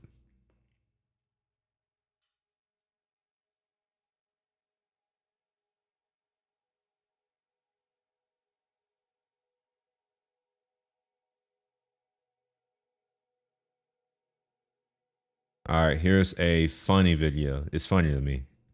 Maybe. Blanding. All right, let's put it over here. So there is this Detroit rapper, Dank DeMoss, is filing a discrimination lawsuit against Lyft after a driver, which I might add is a independent contractor. That's how this works, in case people don't know that. They do not represent Lyft in any way. Lyft is literally a middleman. They are a market. Like they match buyers to sellers. In any case, she's suing Lyft because the dude probably didn't want to ruin his car. I happen to know how mechanics work. I happen to know most cars have a suspension, which includes springs and dampers. And I also know that these things have weight limits, so do the tires, so do the rims, so do the hubs. There's a lot of things, that can go wrong when you exceed that weight limit. Also, it doesn't matter. It's his car. He can do whatever he wants. But we're gonna get into it. His statement was bad overall. Yeah, I agree. That airport is horrible for helicopter traffic interrupting DCA traffic. So yeah, that's what old guy was talking about. That he was like, that's one of the things that he remembered that was really striking, is that there were always helicopters and stuff flying around. I don't remember seeing helicopters. I was too enamored with seeing the National Monument. It was much bigger than I thought it would be. Like you know how you see stuff on TV and you're like, oh yeah. But then you see it in person, you're like, oh, much bigger.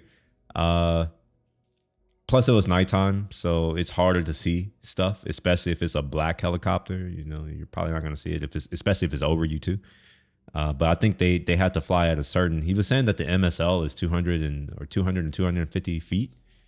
So I don't know if I'll be able to see it regardless. Yeah. Anyway, here's this rapper who is suing someone. You have a Quantico, Pentagon, and 2 bases right there. What's Quantico? Oh, no, never mind. I have Google. You don't have to answer that.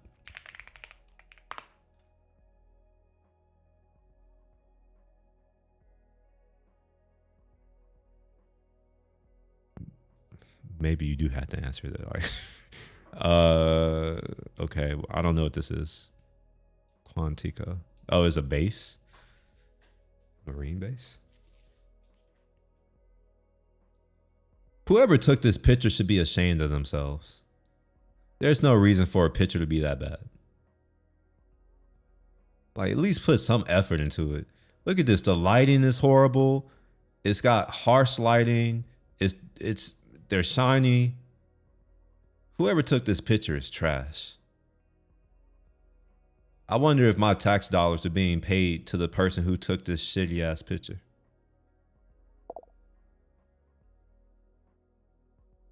Oh, okay, so it's Marine, okay.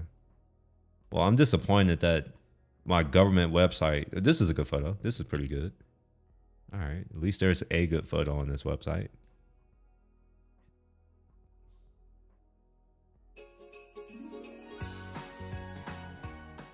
Hello Marines. I want to take a moment to wish you all a happy holiday and an even better new year. As we wrap up 2024, I want to remind you of something. Marvin 585/24 has been released, and it includes the re-enlistment submission guidelines. I can't do it. I remember having to watch these types of videos when I worked on base, and I was just like, man, like I don't know. Maybe my expectations are too high, but I was just like, come on. We can do better than that. Seriously. If I were a service member, I wouldn't feel like I was valued after watching that. Oh, happy holiday. Not even blinking, not even like smiling, just saying, man, you know what? I'm off this. Let's just.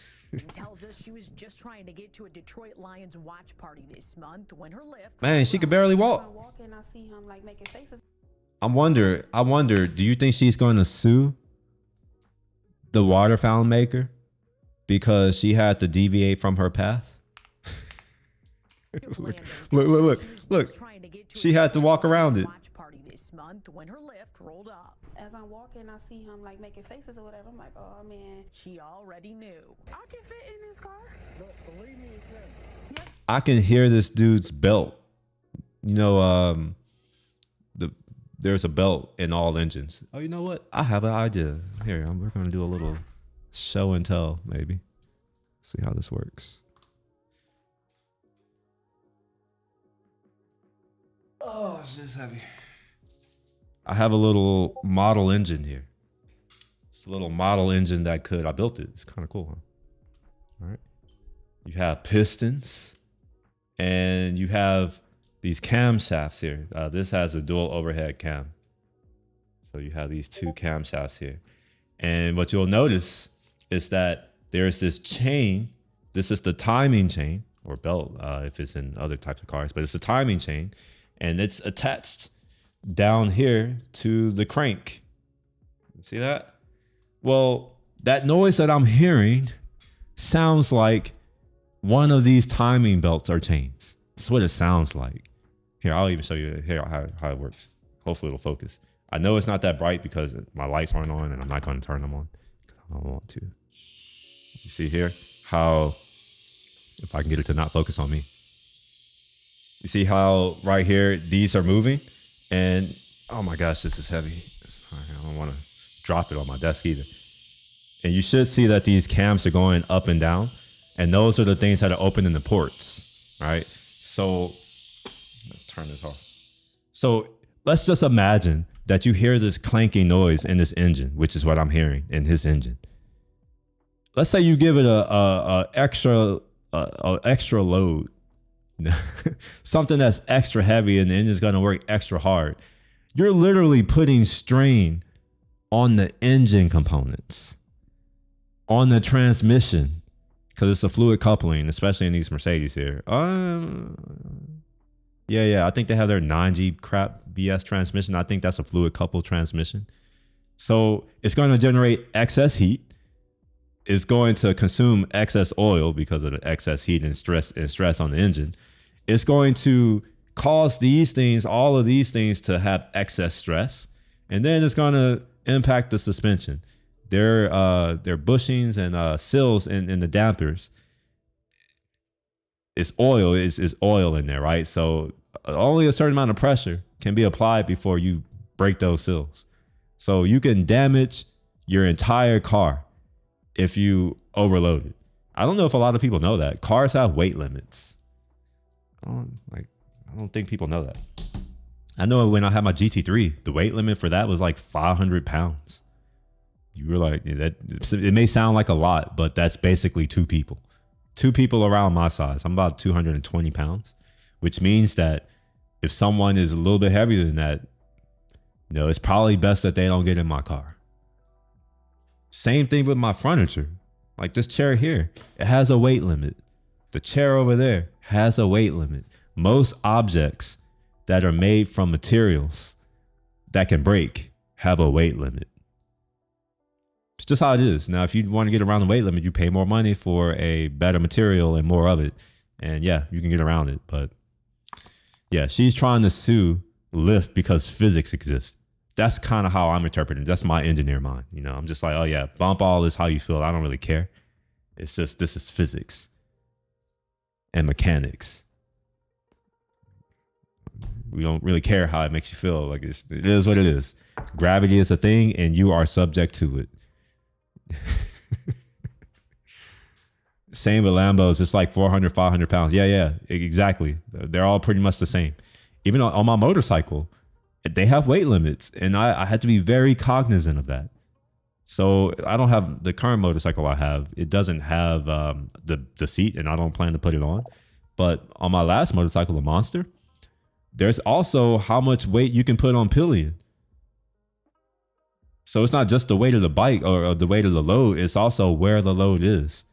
That matters in cars too. Obviously, in something like a Lamborghini or a Porsche GT3, it's less of an issue because it's centrally located.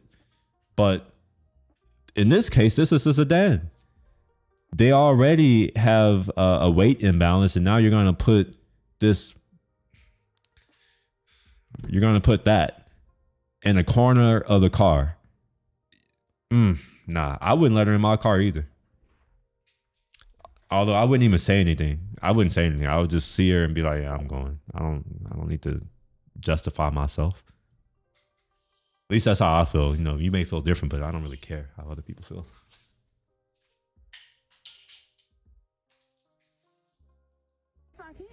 Okay, so this story goes viral. I don't really know what's. Now let's be real. A E-Class is not a compact car. Let's just make that clear. She makes the E-Class look like a compact car. It's not a compact car. She just makes it seem like it's a compact. That's a full-size sedan, buddy. That's the executive sedan. It's not a limousine sedan like an S-Class, but it's definitely a full-size sedan. And she making the full-size sedan seem small. She makes me seem small. It looks like she weighs at least 2 of me, and I'm not that light. Oh my God. She's the size of a compact, not safe to. Oh man. She's definitely, she weighs more than my motorcycle. I will say that. Just let that sink in. She weighs more than my motorcycle. Going on, so we're just gonna watch the actual original clip and then see what happened afterwards. Apparently, she sued the Lyft driver, and you saw what she looks like. Like, how, if this even goes to court, I'm gonna have a problem. I think the only reason why this story is getting legs is because we have a female reporter who's bringing the attention to it for feelings, and I think we're getting to a point in this country where it's like we don't care anymore. All that's ran out. It's like the boy who cried wolf. It's like eventually people just stop caring about your feelings. We need to get there because this is a frivolous lawsuit. How are you going to sue me for refusing to do anything for you? It's at my discretion. There's no law that says that I have to do anything for anyone.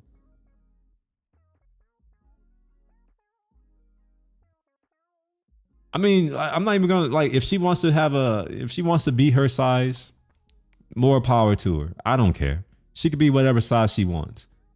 So long as that doesn't impede on me having to deal with it. It's like, okay, you be fat. Fine.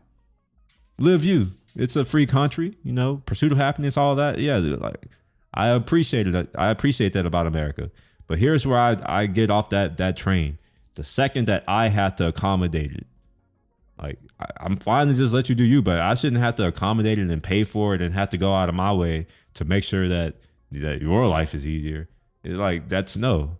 It don't go that way. No one's doing the same for me. She should have got one of the bigger, Ubers. They have them. XSL, XL, XXL, maybe 2XL, 3, 4. Like, so let's take a look. What? For what? What you saying? Yeah, I got no space in my car is small. I can fit in this car. No, believe me, you can. Yeah, she can fit, but she gonna damage things. That's the thing. It's like, it's almost like she don't even have respect for other people's property. Okay, yeah, sure. You could probably put furniture in the back of his car and it'll fit. But is it going to destroy his headliner? Is it going to destroy his seats? Is it going to destroy the stuff on the, these things matter. It doesn't matter if you can fit. It's about, can you fit without damaging things? And the answer to that is definitely no. His car already seems like it's struggling. Listen to it. Yes, I can. I know that a lot of these Mercedes are direct injected, but that noise, even though it is direct injected, that noise is not just direct injection. If you understand, if you are around engines a lot, you know this. You know the sound. That's not the sound of only direct injection. Oh my gosh, Kyle came in with the Uber Freight. I didn't know they did that. I thought that was Tesla talking about doing freight. There's Uber Freight.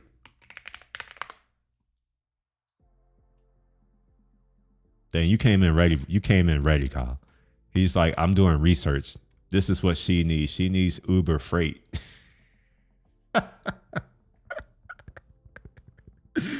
Oh man. Some of the comments that I've seen is that she doesn't need Lyft, she needs a forklift.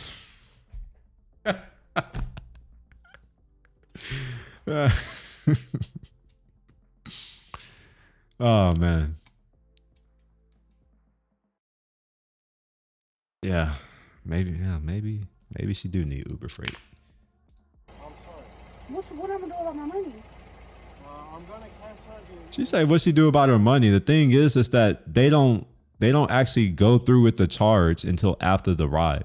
But even then, like you said, the rider can cancel and you'll get your money back. It's just a hold.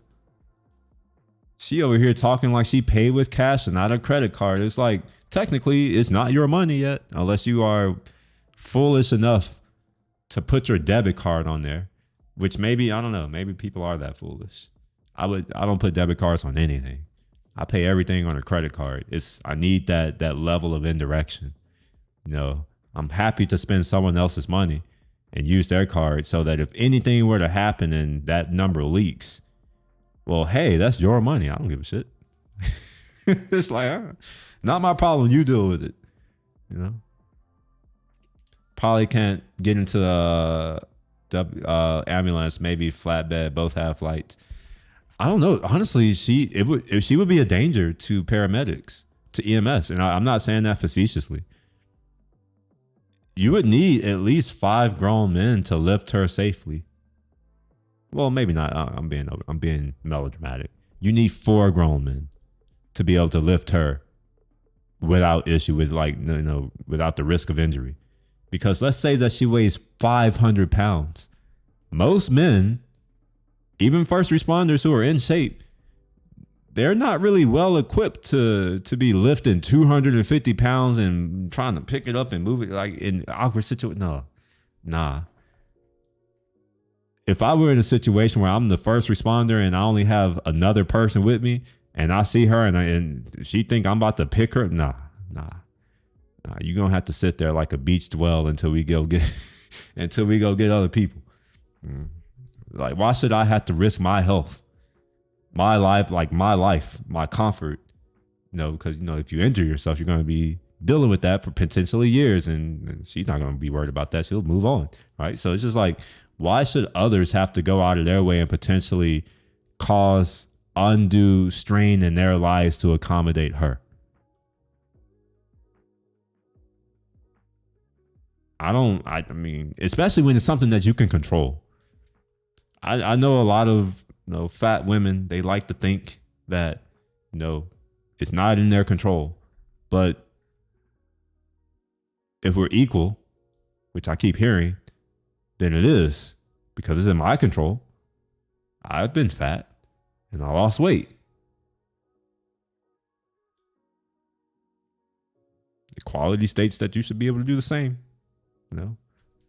Don't eat so much, exercise more. It's crazy how that works. Eat less, exercise more.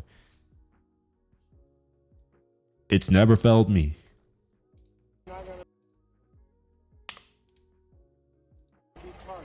So you telling me I can't get in the lift because I can't fit in your car? He just said it. Like, I hate when people ask the same question. It's like, are you dumb? Did you not understand or comprehend the first response when I'm like, no, you can't get in because you're too big? Did you just say? It's like, yeah, you want me to how about you record it and play it in a loop instead of wasting other people's time? And in fact, she is recording it. So she could have just consulted her recording. She could have just been like, oh, okay, stop your recording. Let the man drive off and you could just replay it over and over and over until you understand what those words mean, because apparently those are hard to understand for her. What make you think I can't fit in the car? What make you think? If I didn't know what she looked like, I would probably be on her side. But after I saw her, I'm just like, nah. It's like, I could see you from a mile away. That's how I know that you can't fit in my car. What makes you And think he's I over can't here fit in the car? apologizing. My gosh. What makes you think? Probably the fact that you're out of breath just repeating these sentences. My best friend has I forgot I was watching the Ava. Ava and Preach video. I'm not even gonna lie, because I hadn't been actually letting it play. My bad. Let's do this. I'm gonna speed it up too. This is also in the After Hours live. Just FYI. Oh, I see your thing. I'll switch over in a second. I'll switch over. I just saw what you posted, Kyle. I'll switch over in a second. That's the same size. So you really telling me? sorry. What kind of car is it? I want to know what kind of car it is. Find out. Cause sorry. I'm sorry. It's just something funny about hearing a big person go, You're what makes you think I can't get in the car? Sorry, Gary. no, cause when we were chilling in Ethiopia, there's a car. We ordered a service, right? And there's this car called Build Your Dream, a BYD. Oh, BYD. It's electric car. I have a hard time fitting in a car, and I'm not as big as her. We were. Oh my God! Wait. It's, Is she bigger than 2 grown men combined? And I'm not.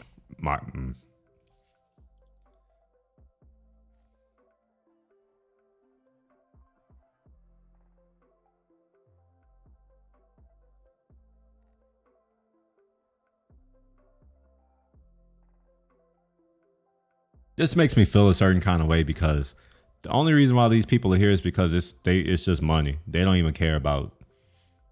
It's just like, oh yeah, we're gonna get money and notoriety, just publicity. And she don't realize that they don't really give it. They don't. All right, whatever. But it's obvious that she is not someone who can ease. What's next? Are we gonna start suing airlines? Can I sue an airline because they make their seats where I can't fit?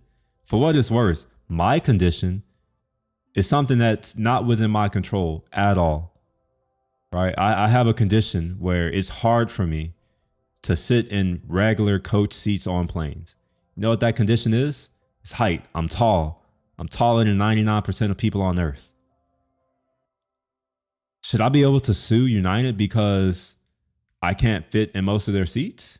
Because if so, maybe, all right, yeah, sure. Let's set this precedent now.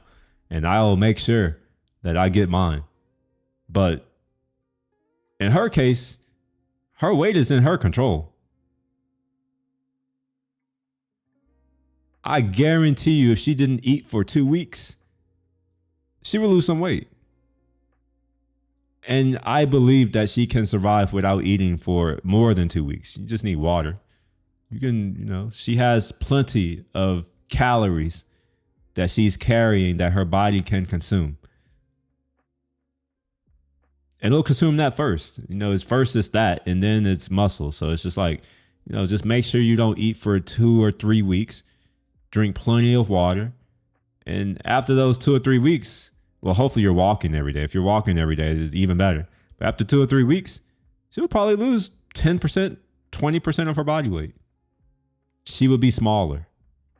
Maybe she would be able to fit in that little E-class that's struggling, just idling. As big as her.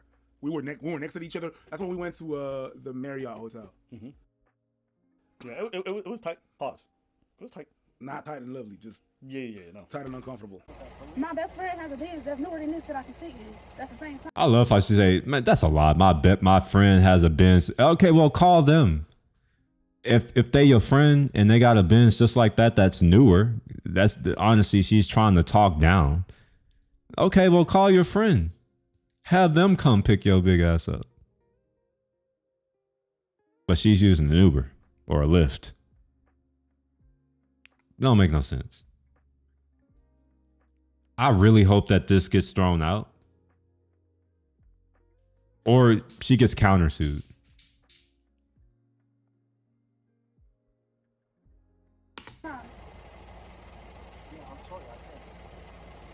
So you really telling me I'm too busy to get in your car, so I gotta order another Lyft? But I absolutely hate people who do this. You answer the question directly, and instead of moving on and understanding that they just keep asking it, what she's trying to do is shame the person and try to make him feel guilty. I think what a lot of people are going to find out moving forward is that tactic no longer works on the vast majority of people. A lot of goodwill is being burned here. Like, think about people who have legitimate issues and man, I don't. It's insane. And to be more specific with you, I got very tired tires. I got very tired tires. What do I do with your tires? Honestly, the fact that he's out here trying to have a conversation with her, like, obviously she's not the type who can have a conversation. So, in my opinion, it's his fault. We always said it's always our fault, right? Like, yeah, it's his fault for even tolerating enough to even stay there. He should have just drove off. He doesn't owe this woman anything. Just drive off, cancel the ride, move on. But he said too much. He's over here trying to have, it's like, nah, bro, just leave. This is something that I'm glad that I don't do. I noticed that there are certain people who, for whatever reason, they can't just leave a situation. They just, like, they have to make it known that maybe they're right, or maybe they had to, like, I don't know, convince someone or something like that. I don't have that problem. I have a, maybe you may call it another problem. I don't care what it is, but I have a tendency to just remove myself from situations I don't want to be in. No, I don't care how you feel about it. I don't want to be in a situation. If I don't want to talk to you, I just don't.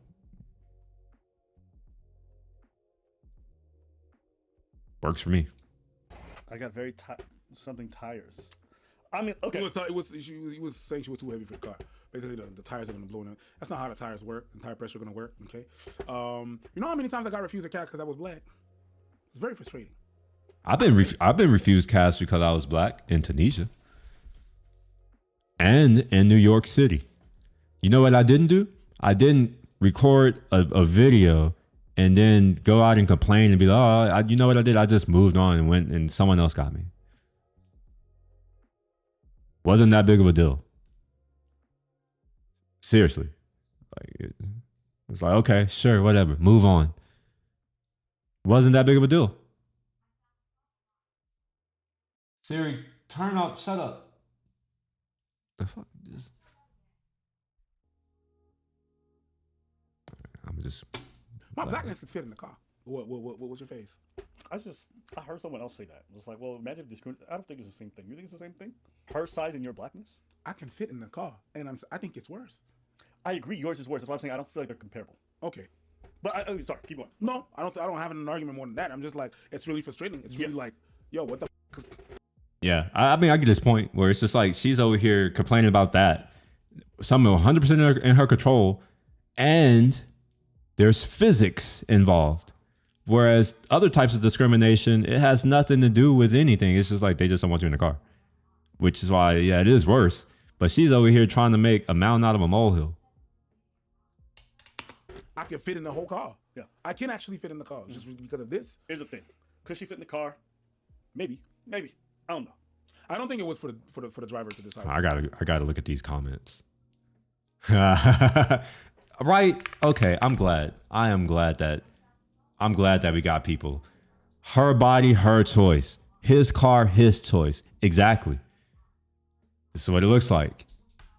It's just what it looks like, right? Like, you want to have your body, your choice. Okay, well, my resource, my choice. Same with him. I had to give that a thumbs up. She was too big for that car. For the car. The car already sits low. That would drag the car. Any damage done to the car, the Lyft driver owner of the car is in charge for all repairs. And that's the part right there. All of these drivers are independent contractors. They are responsible for the upkeep of their own cars. And they don't make that much money. So it's not like, these cars are well maintained. This is one of the other reasons why I'm not always in them all the time. But yeah, for the other lady, I worked at the airline. I don't know what she's talking about right now, but we'll see. I love how she said the seats aren't designed for her body. They don't have to be. If you want seats designed for you, you become rich. Like Shaquille O'Neal. Ferraris and Porsches, they are not meant for people of his size. But he has enough money to where he can get his stuff custom fitted for him. If you want to be that large, then you're just going to have to pay the price. Just like Shaq did. Except in his case, he can't control his size. I mean, control some of it, but his height, right? He can't control his height. And beyond a certain point, he can't really control his size. If you're really big, like tall, like, you're just going to be big in general. When did the big people in the comments in the shade room was telling her she knew better, she know better, was further confirmation that the lawsuit is BS. Yeah, these lawyers, they should be disbarred. Because this almost feels like the definition of a frivolous lawsuit. Yeah, I'm glad other people are seeing this. Yeah, he's an independent contractor. He has full discretion to do what he wants as an independent contractor. Now, if Lyft and Uber disagree, well, they can hire these people full time and truly compete with the people who they've destroyed. Like, they've destroyed most taxi companies because taxi companies can't compete with a company who essentially doesn't have employees. Cab companies had to pay their employees and had to pay benefits and all these other things. Uber and Lyft don't. So, I mean, this is part of what you get, right? Like, you're using Lyft because it's cheaper. That saying you get what you pay for is very true. You get what you pay for. So if people value a service instead of just having more money in their pocket, paying cheaper, then maybe you get better service. But yeah, it's whatever. She's hiring a lawyer before hiring a trainer. Yeah. her costing him his job is ridiculous. He should sue for defamation. Well, technically it's not his job, but like he can get back on. I'm sure, hopefully. But yeah, he should be entitled to sue because it's according to Lyft, he's an independent contractor. And if they want to tell independent contractors what they must do, then they need to hire these people as full-time employees and pay them full benefits, pay full payroll tax. That's the key right there. All these contractors, the company who is making all this money off of their labor, they're not having to pay the taxes involved for that labor. Whereas every other employer has to pay the taxes for the labor that they're consuming. This should be a wake-up call, yeah. All right. I'm gonna go to this other video that was shared. Cultural piece to this as well.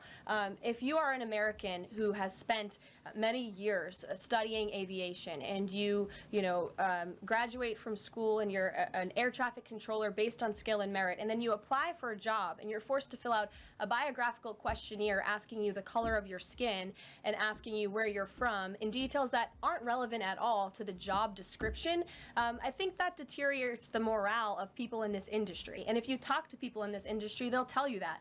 In fact, many of them filed a lawsuit against the FAA a couple of years ago under Joe Biden's administration because they were denied positions because of this DEI hiring practice that was putting identity politics over merit and skills. That's yeah, I actually hated that. Here's why. I'm actually competent. I'm pretty decent at the things that I do. I have skills. However, when you have these DEI practices involved in, like let's say that you do get some type of job. Now there's always this second guessing. Are you here because you deserve it or are you here because you're black? I don't like that. I would prefer to be in an environment where people know that I'm there because, well, hell, like they see what I bring. I don't like this idea that I had to bring the complexion of my skin, and like, why does that even matter? I mean, I really don't. I don't see why the complexion of my skin has any bearing on my ability to do a job or to get a job. But when all these DI things come in, it's just like, man, it really destroys credibility. I think it's done more damage to people with my complexion than it's done good. I think DEI is worse than affirmative action. Affirmative action is a little bit different. I think DEI is worse than that. But whatever. Hopefully we'll course correct. Unacceptable. And I think just to put a fine point on this, because this is the third or fourth question I've answered on this subject, when you are flying on an airplane with your loved ones, which every one of us in this room has, do you pray that your plane lands safely and gets you to your destination, or do you pray that the pilot has a certain skin color? I think we all know the answer to that question, and as President Trump said yesterday, it's common sense. The president has made it very clear that this is a common sense solution to solving some of the problems that we have seen at the Federal Aviation Administration, and also when it comes to many of the federal agencies across our government. All that said, like, sure, DI, whatever. That has nothing to do. I stand by what I said earlier. I don't think the ATC had anything to do with this crash. I think this is 100% on the military. That's what I think. Bump all this other stuff. To me, this is a distraction for dumb people to get entangled in. I'm not that stupid. So I'm just like, okay, yeah, I hear what she's saying. Great. Irrelevant. ATC wasn't the reason why this crash happened. Honestly, not only did he deliver it wrong, he just delivered it stupidly. He shouldn't even brought that up. It's not relevant at this point. Right? Like if we're talking about this particular incident, let's stick to this incident. It has nothing to do with DEI.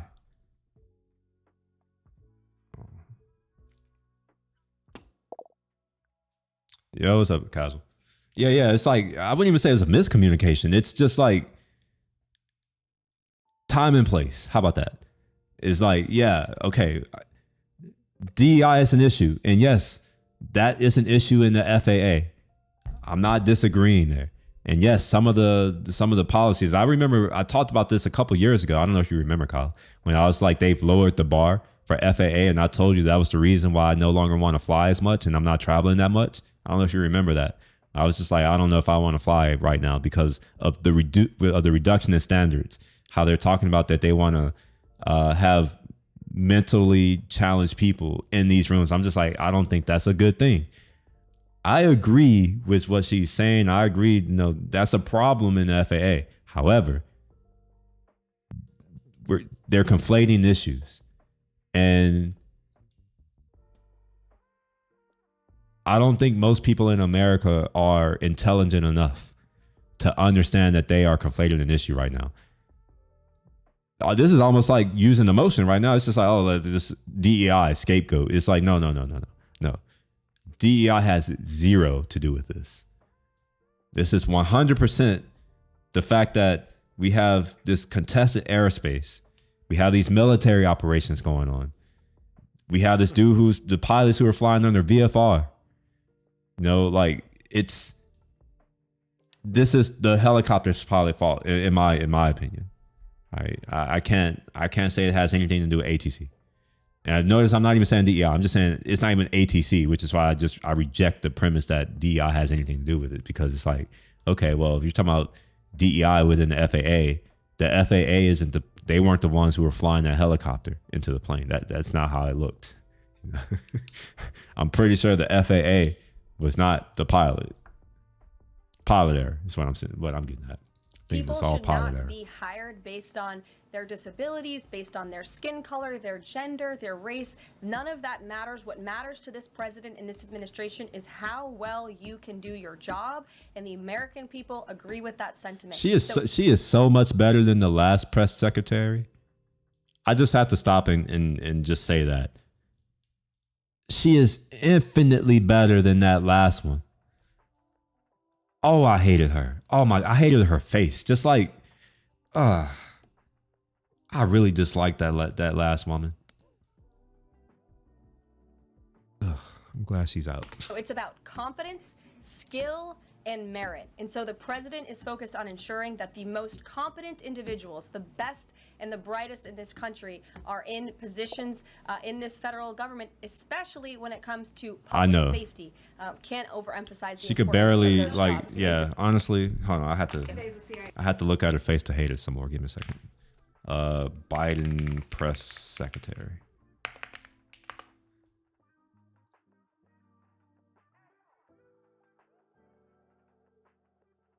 She just had this look of condescension on her face all the time. Like when she's talking to people. Like right here, it's just condescending. Like she was a horrible press secretary. I think she really did my community a disservice. In fact, I think DEI has really done my community, if you want to call it a community, people with my complexion, because it's not really like, I know to everyone else externally, all black people are the same, but no, we're not. We're very different. Just like all people who have lighter skin complexions from Europe, they're not all the same. Some of us are smart enough to know that. Right? Like the different countries, they speak different languages, they have different religions. It's the same with people of other skin colors. It's not just limited to Europe. I think that she did all of us a disservice. And the fact that, they were, there's a video that, did I share this? There's a video that I wanted to watch live. Maybe I don't have it here. By the mirror guy. He's the black gay guy. And he's talking about these things too. It's just like over the past 5 to 6 years, there's been a lot more gay black people just everywhere in media. With a lot of them have bad takes, and I'm just like,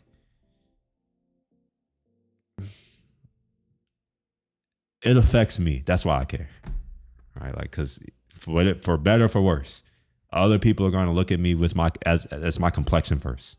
I understand that, And now I'm automatically a part of a group of people who I absolutely despise, but no one actually knows that because, you know, like for whatever reason, the narrative is that all of us are a block, like we're all the same and we're very different. She dodged questions harder than she played dodgeball, and she didn't play dodgeball. That was her skill set right there. She was good in not answering questions. That whole administration. I have been impressed with the new president at the fact that he answers questions. He's been talking to the press. I've seen more of the president in this past week. He's only been in office for a week. I've seen more from him in a week than I've seen from the last president all last year.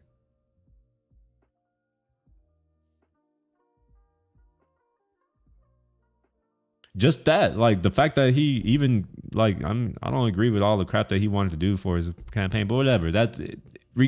Ignore that. The fact that he made promises in his campaign and he actually did a lot of things on his second day in office. I'm just like, okay, well, I have to give him respect for that. Whether I agree with his policies or not, I don't really, irrelevant to me. It's just like, man, like I've never seen that in my life. I've never seen a politician say what they're going to do and then do it. I have never seen that. And that should be a cause for concern that I live in America where we're supposedly a democratic republic, where we are supposed to vote for people to represent us. And I have never in my life seen a representative get elected and then do the things that they were elected to do. Now, I'm sure they exist. I want to say, you know, I'm sure they exist. And I'm talking about at the federal level. I'm not talking about at the local level. I'm sure they exist. I've just not seen it. This is literally the first time in my life where I have witnessed a president do the thing that he said he was going to do day one. Whether I agree with what he's doing or not, irrelevant to me. Kind of like with the DI, he's talking about like, you know, whatever, this DI, FAA. Yeah, I agree with some of that, but it's just like, even if I didn't agree with any of it, the fact that he said he was going to do it to people who voted for him and he decided to do it. Okay, well, I had to give him props because you're doing better than most politicians at that point. They actually revealed that they do also believe that COVID-19 was from a lab leak in Wuhan, China. How is the president planning on responding? Oh, this is going to something else. Okay. Let's see here. Maybe I can find the other one. Oh, there's some people here. Given that there are people here, you know, it would be helpful if you click the like button. You know, this one right here. You just go to the thing you're watching. You just do that. That will help a lot. I'm curious if there's anyone here who wants to chat about something or y'all want to dictate the direction that this stream goes from here, or no. By the way, silence is a no. That's you don't have to answer. I'll just accept silence as an answer, as no, and I will proceed accordingly.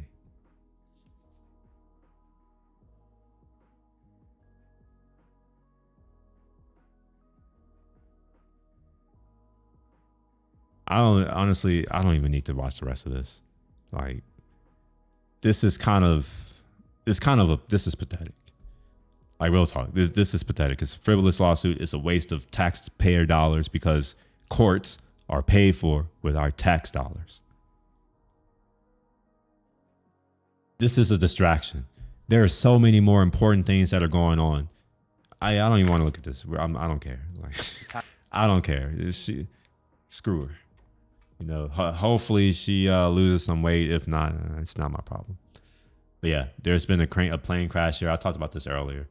But given that no one wants to, you know, say or do anything, I'm going to go ahead and go. Y'all have a good rest of the night. If you enjoyed this, feel free to subscribe. You know, thumbs up. That helps on the likes. But yeah, if you have questions or whatever, you can leave it in the comment. I say it every time. But, you know, you could do that. But I'm out. Y'all have a good night. Peace.